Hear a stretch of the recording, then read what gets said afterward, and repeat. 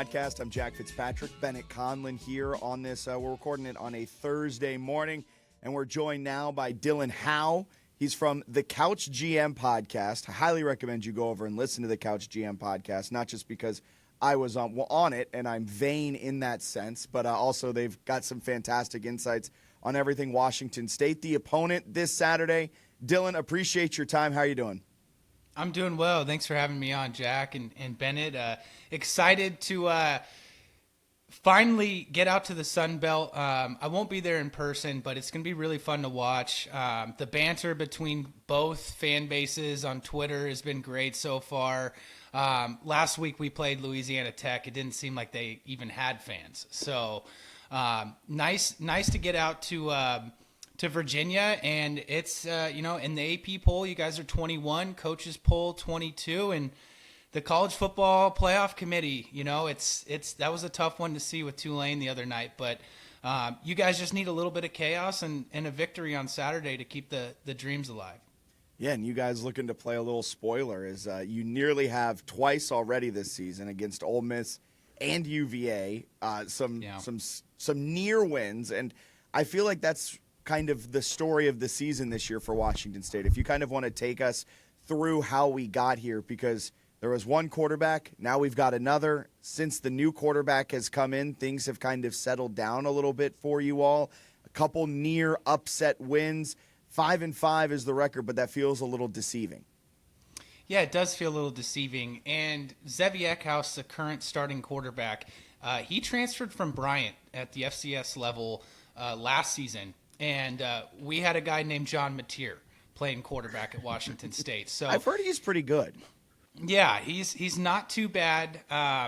But Zevi did not win the job out of fall camp this year as well. It went to Jackson Potter, who is kind of a prototypical pro-style quarterback, 6'5", but just didn't really have the legs to really take this offense to the next level. Jimmy Rogers coming in from the FCS, South Dakota State ranks, and they were almost kind of like an Alabama in the FCS.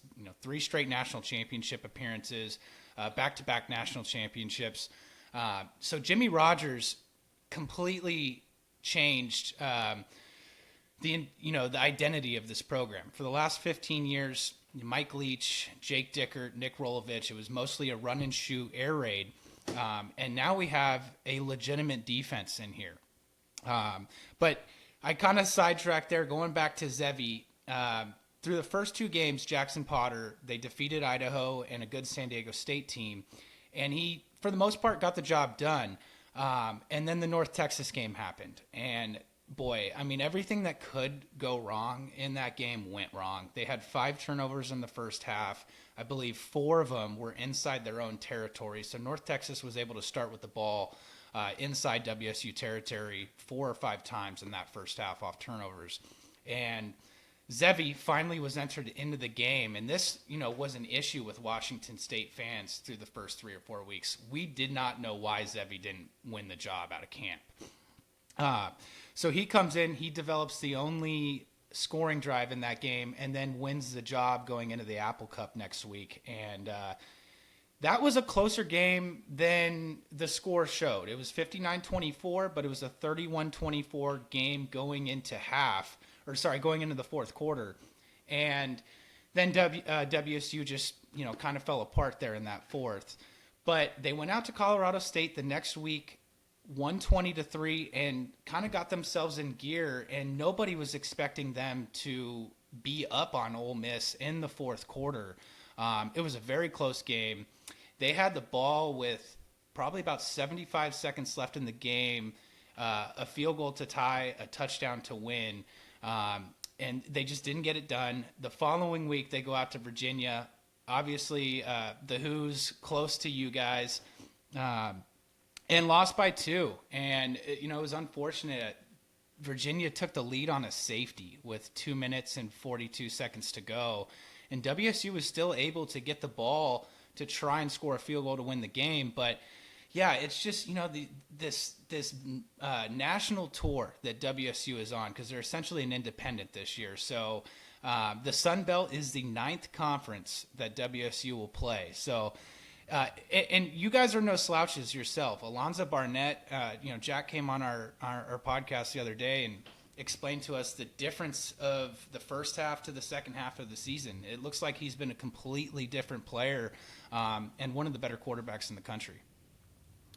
Yeah, I'm fascinated for this matchup, and I'm curious about the defense specifically because I was looking it up this morning, and they've only forced 6 turnovers all year, but they're like the last 6 games they're giving up like 10 points a game.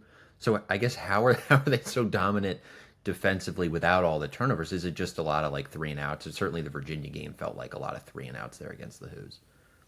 Yeah, this defense, there was 75 new players this year under Jimmy Rogers, and he brought in 15 legitimate FCS transfers from South Dakota State, and a lot of them are seniors. And the back end of our defense, Cale Reeder, Matthew Durant, Tucker Large, all SDSU transfers, they have been fantastic. Colby Humphrey, as well as at cornerback. And what this staff has done with bounce back G5 guys, bounce back G4 guys, kind of your run-of-the-mill defensive line guys that really, didn't do much before this season.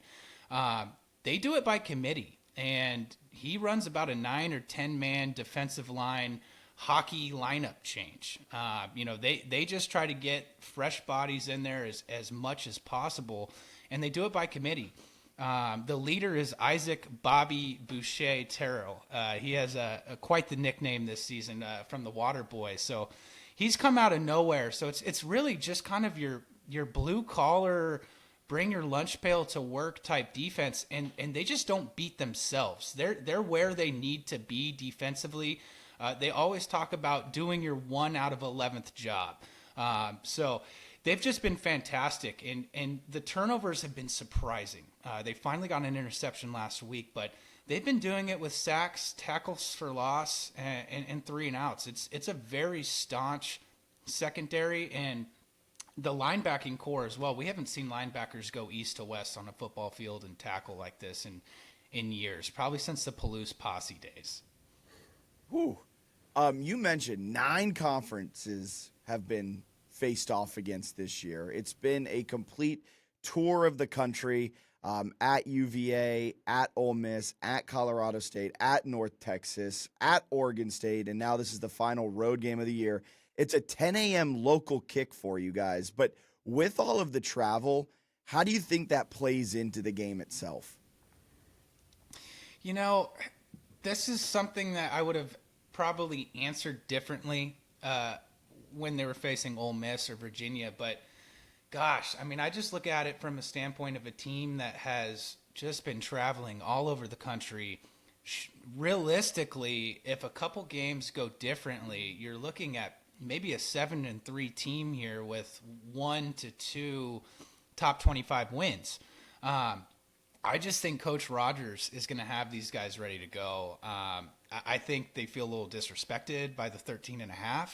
I also think that they're wanting to crash the party here. What an opportunity for WSU and the Pac-12 to generate some buzz at the end of the year here than going into Virginia and taking down number 21 ranked James Madison and saying, hey, look, there's a reason why we kept this conference together, because we're going to be the flag bearer of this conference going forward.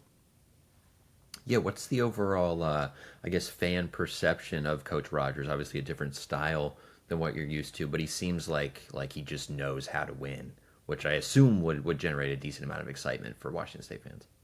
Yeah, he is a no-nonsense guy, and a lot of the players have said that they love his transparency. There was a lot of turmoil last year when Jake Dickert left for Wake Forest, and we got a lot of poignant and candid thoughts from players on Coach Dickert. And a lot of players said that, hey, if you weren't first or second on the depth chart, it's like you weren't even in the Cougar football complex. He just didn't care.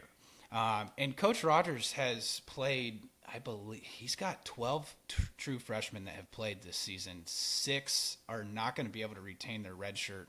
So the way that they're working is they want to be able to use that 4-game minimum to be able to play some guys and just kind of generate some trust into the program. But from the fan base perspective, going from Mike Leach and a 59-55 victory to watching WSU roll out the same 4 or 5 basic plays in the second half and run out the clock on Louisiana Tech, it's been a culture shock for fans. But I think a lot of folks realize that we have a good one, and you know what, the identity's changing a bit here. And we say this with our basketball program all the time. You got to play defense to win in Pullman.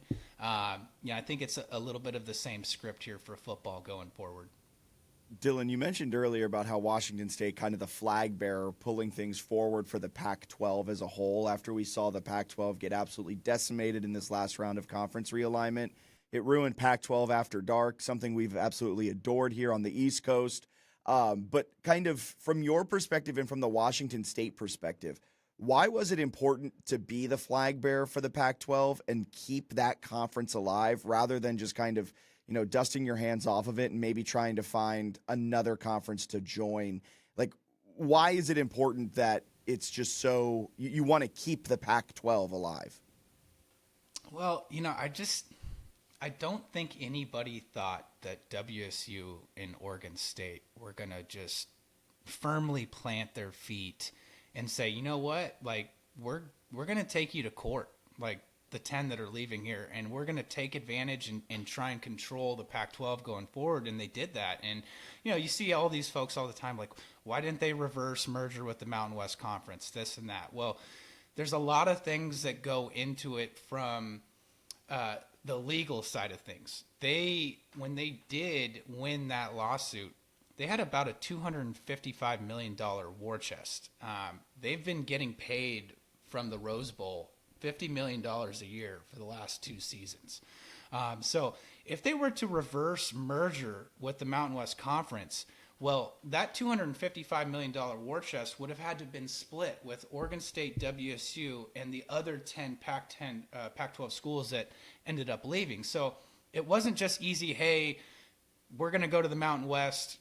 They just said, hey, college football is not going to kill us. We're going to make our own story going forward. And granted, it is not the same conference. And from a mental side of things, the mental health over the last 3 years as a WSU fan and writer, it's been tough. It has been really tough to deal with this. But our president, our brand new president, Elizabeth Cantwell, coming over from Utah State, she basically a couple weeks ago came out at a Cougs First luncheon and was like, hey, we need to generate $20 million a year. And that's likely from the $20 million they're missing on that Pac-12 media deal. Schools were getting about $30 million a year. And, we don't know what the numbers are with this new media deal, but the hopes are it's anywhere from 8 to 10 million. But if it is that, I mean, your athletic department is now working with a third of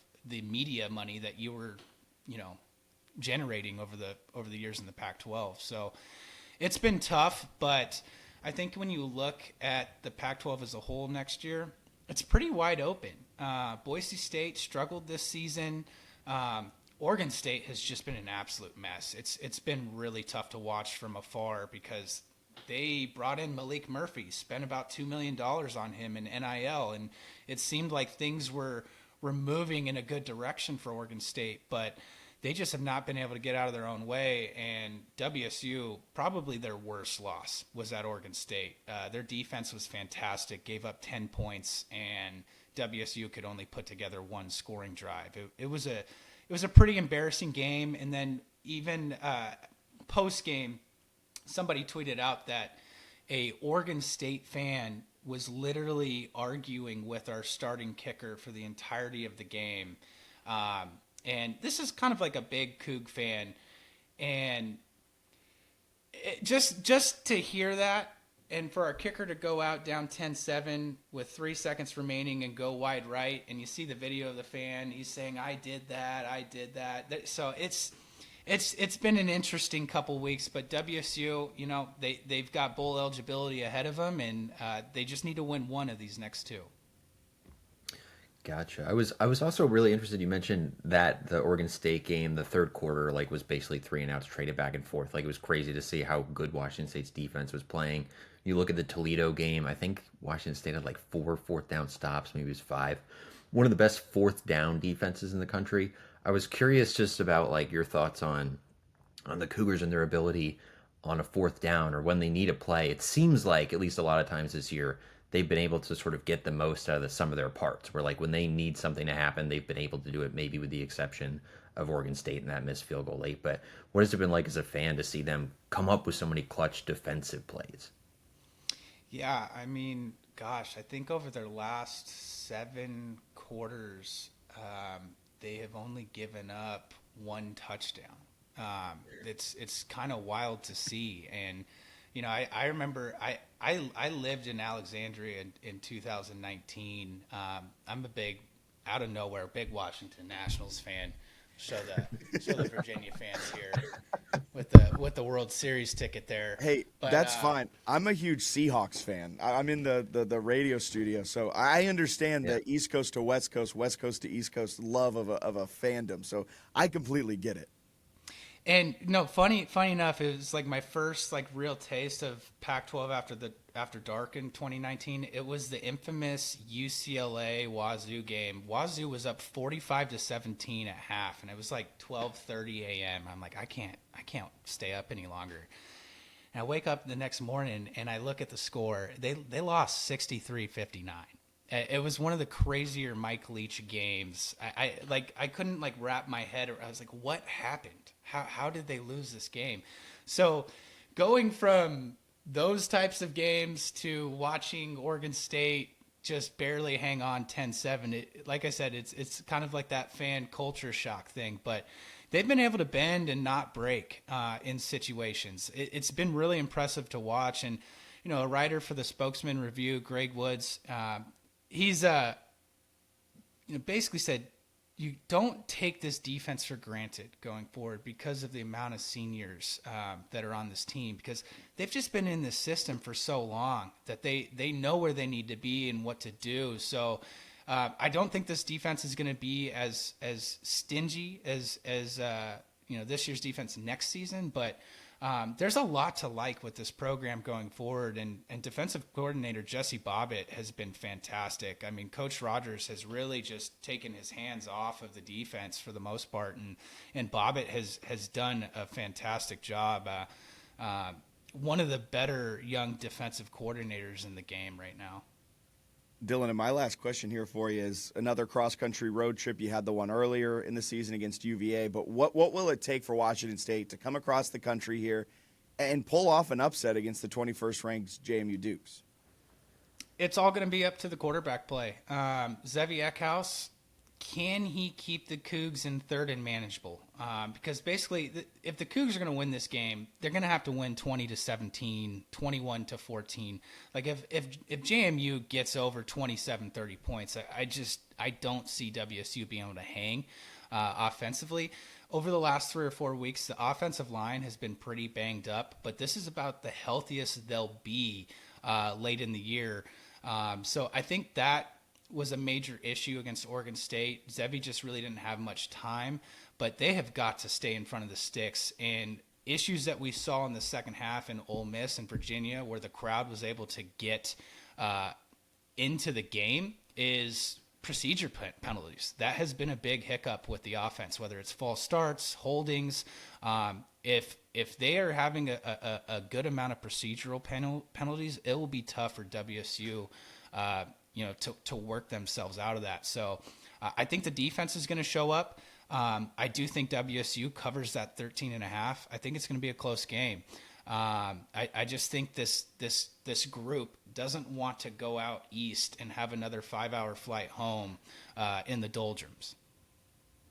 Gotcha. My last one, I'm curious how you've, as a fan, maybe enjoyed or disliked. You talked about like the national tour. Has it been fun at all? Are you ready to get back in a conference? I guess what's it been like here with this weird realignment the last couple of years?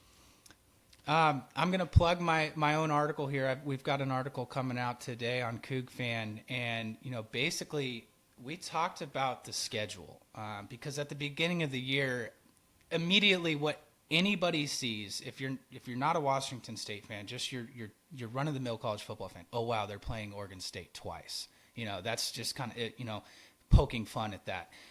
It's unfortunate, the situation that they were put in. They had an agreement with the Mountain West Conference last year where Oregon State and WSU played 7 Mountain West Conference opponents. So it was, basically what's the term I'm looking for? Alliance? A schedule alliance. Thank you. And obviously with WSU and OSU taking Colorado State, San Diego State, Utah State, Fresno State, the Mountain West Conference did not want to have a schedule alliance. Yeah, I can understand that. Yeah, so this schedule has actually turned out really well for WSU. When you take a look at it, you're going to get 3 opportunities to play a ranked team. Granted, it's the AP poll. So you get James Madison, Virginia, and Ole Miss. You had UW at home, so you had the Apple Cup. Toledo as well, before the season, was kind of like a dark horse G5 school that could possibly make a run at what James Madison's doing.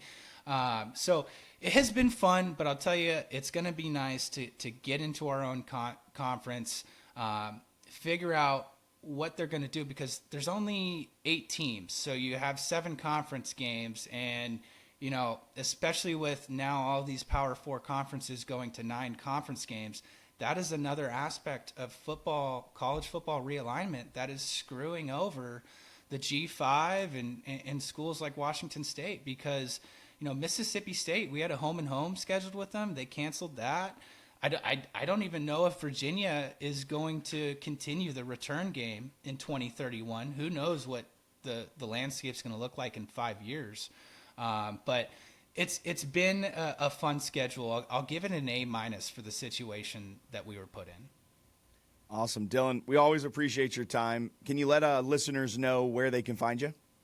Yeah, so we do, Connor and myself, we have a weekly podcast. He is the Couch GM. That's kind of his channel. And then I also work at cougfan.com, so you can check out, our week of lead up to James Madison. We do an early glimpse. I've got an article with Jack coming out as well today, so that will be fun. But, yeah, I appreciate it. You guys, it should be a fun game. I'm excited. 10 a.m. kick out here on the West Coast. So always like just starting the day, maybe a little Bailey's, maybe we'll get a mimosa going. Who knows? Because a little Irish coffee action. Yeah. Jack was saying our Cougs, they love to booze. They love to travel. There was 4,000 to 5,000 out at Ole Miss. We had about 2,000 to 3,000 at Virginia. I expect a good contingent of Wazoo fans to make it out there. And they will certainly trade some shotguns. That's always fun. Birrio is also a great choice for an early morning kick. Dylan, appreciate your time. Have a great rest of your day. Thanks, guys. For more than 20 years, SignPro has been proudly serving the Valley, helping local businesses stand out and get noticed. Whether it's vehicle wraps that turn heads on the road, dimensional signs that elevate your storefront, or long-lasting banners with yard signs, we bring quality and experience to every project. With a reputation built on craftsmanship and trust, we're here to make your message impossible to miss. Visit mysignpros.net and let's showcase your business with confidence. That's mysignpros.net. Love JMU Sports News? Help us keep bringing you the best coverage we possibly can. Support the show and fuel our work at buymeacoffee.com/JMU Sports News. Every cup keeps us rolling all season long. Buymeacoffee.com/JMU Sports News. Every Monday, go to the house with former JMU quarterback Vad Lee and Hall of Famer Delvin Joyce. It's the weekly JMU football podcast with insider insight you won't find anywhere else from 2 guys who've worn the jersey. Listen now. Subscribe to the JMU Sports News Podcast Network to never miss an episode of To the House every Monday. Big win, huge play. Don't just remember it, wear the moment. Breaking Team makes shirts that capture the game's biggest highlights right as they happen. Gear up today using the link in the description. College football's back, and it's time to upgrade your game day gear. Right now, claim 15% off at Home Field. The best retro and vintage apparel in the game. Rep JMU in style. Don't wait. Check the link in description to get your 15% off. Welcome back into the JMU Sports News Podcast. Appreciate Dylan Haugh for spending some time with us chatting about his Washington Cougars. Dylan can be found on Twitter at DYLANHAUGH. Dylan Haugh, spelled with a Y, spelled with an AUGH. So he's got some fantastic stuff over there, and his podcast is out as his podcast is at _couch_GM. So recommend that, and of course a Nationals fan as well. So you'll get some good Nats fans takes with following Dylan too. But Bennett, what are your thoughts on this game? I'm fascinated, a little more worried after talking with Dylan. I think the thing about Washington State's that's really fascinating is the defense, right? Where they haven't forced a lot of turnovers, but over their past 6 games, they're giving up like 10 points a game. And that includes matchups with Ole Miss and Virginia on the road, which have high-powered offenses. So it's interesting. I do think like the fourth down stuff has been huge for the defense. They've held teams to 6 of 18 on fourth down. Jesus. Which is super impressive. They're fifth nationally in fourth down conversion percentage defense. They're tied with Texas Tech, which is just like regarded as an NFL, like loaded with NFL talent on that defense. They're really good. They're ahead of Texas, again, really good defensively. Iowa leads the country in fourth. Like it's just elite defenses that are getting off the field on fourth down. So it's going to be one because Chesney likes to go for fourth downs. He right? does. And with Suarez, who I know he hit the one from 42 last time out, but he's a guy who struggled from long range, so that's going to put JMU in a game that I expect to be kind of relatively close. Yeah. Because the defense is so good on both sides, it may force Chesney to maybe make an aggressive fourth down decision, if we're hovering around the 30-yard line, and that plays right into Washington State's hands. And they've been pretty bad this year. They're 5 of 12 JMU on fourth down. So they're not afraid to go for it. They haven't needed to recently, but that's not good, right? We've talked about that this year where they've gotten aggressive in the red zone. Even last year. They weren't good at fourth downs last year. And we like it, and it just hasn't been working. So it's going to be interesting to see if he changes his strategy or if they can execute better, because that's kind of how they're getting some of these wins. They stopped Ole Miss from 4th and goal at the 2 or the 3. That's a game that they ended up losing by 3 to Ole Miss. But Ole Miss, I think they had 4 drives end in Washington State territory without points. So it could have gotten away from them, but they didn't let it. And then you look at Toledo. Toledo, I think they're 0 for 4. Let me double check here. 1 for 4 on fourth downs. So they're 6 of 16 on third down. 1 of 4 on fourth down. It's another one where they win 28-7, but a bunch of those Toledo drives are ending scoreless in Washington State territory. So you kind of have to decide if you're JMU, all right, are we going to try to go for fourth downs? Or are we going to kick field goals? And then I will say, though, I think JMU's defense has a great chance to be dominant here. So if Washington State wins, like Dylan was saying, it's going to be something low scoring. They just have not scored a lot of points at all this season. I think they've only reached 30 points once, and that was against San Diego State in week 2 with a different quarterback. So they're not scoring at a very high level. JMU's barely allowed people to get over 300 yards. I do think it's one where if JMU takes care of the ball and can get some stuff going on offense, there is a chance to get to 30 and keep them sort of in the teens or the 10 range, and you could have a nice little win here. But it gets dicey if it's close because they're just scrappy. And then, maybe cliche, but they are battle tested. San Diego State, one of the best teams in the G5. North Dakota State, one of the best teams in the G5. They played Washington. They played Ole Miss. They played Virginia. Toledo, one of the best teams in the G5, especially defensively. So they've played a schedule where they've gone up against some teams that are good on the road. They're not going to be intimidated by Bridgeforth by any means. But at the same time, if JMU's offense, which has been phenomenal the last few weeks, can get something going, there's potential to win by a good bit because it's going to be hard. I think it's going to be extremely hard for Washington State to score 20 points. Yes, 1,000%. And he said something really interesting where Zevi's going to have to keep them in third and manageables, and that is something Washington State has struggled quite a lot in this season. They typically average a third and 7.3, which is 96th in the nation. Not very good. And in comparison, JMU's forcing opponents into third and 7.6s, which is 20th in the nation. So something JMU has been able to do is keep teams into third and long situations, and Washington State has been susceptible to put themselves into third and long situations. So that's going to be a very fun game inside the game.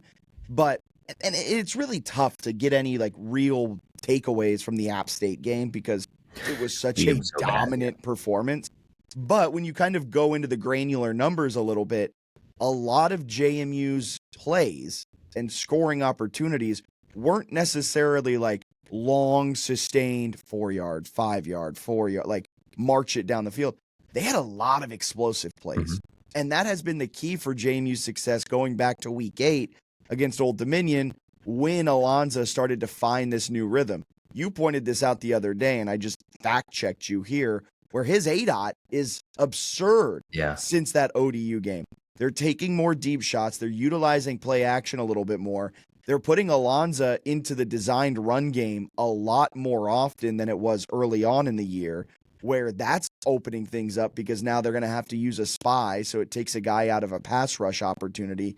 But looking back, since week 8 against ODU, his average depth of target is 11.3 yards. That's 4th best in the Sun Belt. In the first 7 weeks of the season, it was 7.8, which is 12th in the Sun Belt. And that's a wide difference. And I know you might just be sitting there going, well, Jack, that's only like 3-point-some-odd yards, 3.5 yards. That's not a lot. That's a lot. That tells you they are taking a lot more deep shots, which to me means if they can hit on 1 or 2 of them and put up 14 points off an explosive play and avoid having to march down the field against a Washington State defense that has not let teams really march down the field against them, you can utilize the explosives that were there against App State and that have been there the last couple of weeks. You should be able to find at least 21 points via explosives, and I don't know if Washington State can get over 21. And I think the other thing that's pretty fascinating is both of these teams, and we talked about it with Dylan, neither of them are really forcing like a ton of turnovers. Washington State's barely forcing any, but JMU hasn't necessarily been elite at forcing turnovers. They've just been really good at getting off the field. But when they do force turnovers, they kind of Selector Tom Conrad made a remarkable discovery. Did you hear that? Yeah, I did. When they do force turnovers, they've been killing teams. So like they got 3 against ODU and they got 3 against Texas State, and they won both those games by 30 plus. So that's the thing where if Eckhouse does turn it over, and that's sort of been the thing in their losses, like their bad losses for Washington State, is if JMU does happen to win the turnover battle 3-0, it could get ugly. But if Washington State takes care of the ball, it's probably going to be a slog. It should be a fun one. I think it's going to be a very fun game. Like, I mean, there's going to be like punters, be ready to go because there's going to be some punts. I did give my prediction on the Couch GM podcast where I think my prediction was like 42-24 or something like that. They laugh you off the show? No. They were very nice. But now after talking with Dylan, diving into the stats a little bit more, I think JMU wins like a 28-17 game. Yeah, I had 31-13, so the same margin. Actually, that's your first prediction, but just I don't even know if they like, and I don't mean this in a rude way to Washington State. I don't know if they can score that many points. Like it might be 35-10, but a competitive 35-10. Is that your score prediction? Yeah, I had 31-13. I mean, like you look at what they've done, like Louisiana Tech, they had 14 points entering the fourth quarter and then scored another 14. Like Oregon, they just played their most recent road game was a loss to 2-win Oregon State, and they scored 7 points. Like they are offensively challenged.